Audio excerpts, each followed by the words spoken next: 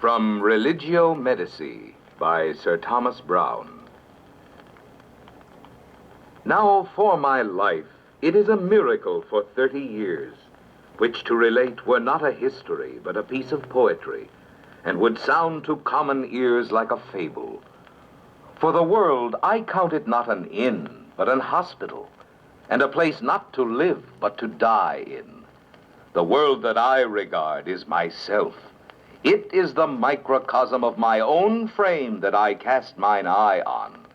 For the other, I use it but like my globe, and turn it round sometimes for my recreation.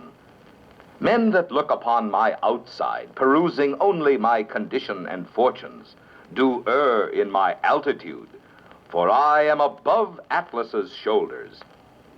That mass of flesh that circumscribes me limits not my mind. That surface that tells the heavens it hath an end cannot persuade me I have any. I take my circle to be above 360. Though the number of the arc do measure my body, it comprehendeth not my mind. Whilst I study to find how I am a microcosm or little world, I find myself something more than the great. There is surely a piece of divinity in us, something that was before the elements and owes no homage unto the sun.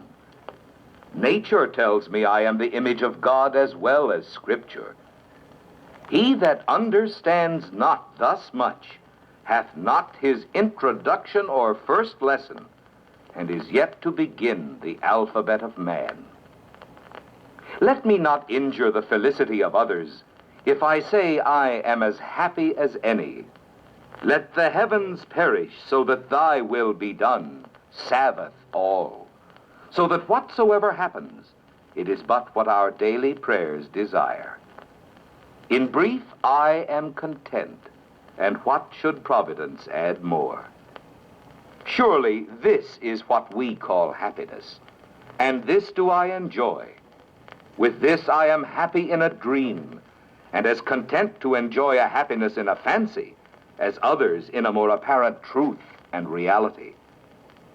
There is surely a nearer apprehension of anything that delights us in our dreams than in our waked senses.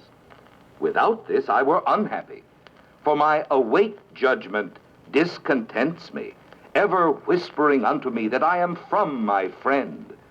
But my friendly dreams in the night requite me, and make me think I am within his arms. I thank God for my happy dreams as I do for my good rest, for there is a satisfaction in them unto reasonable desires, and such as can be content with a fit of happiness. And surely it is not a melancholy conceit to think we are all asleep in this world, and that the conceits of this life are as mere dreams to those of the next, as the phantasms of the night to the conceit of the day.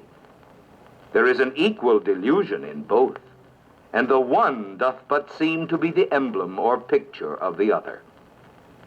We are somewhat more than ourselves in our sleeps, and the slumber of the body seems to be but the waking of the soul. It is the binding of sense, but the liberty of reason, and our waking conceptions do not match the fancies of our sleeps.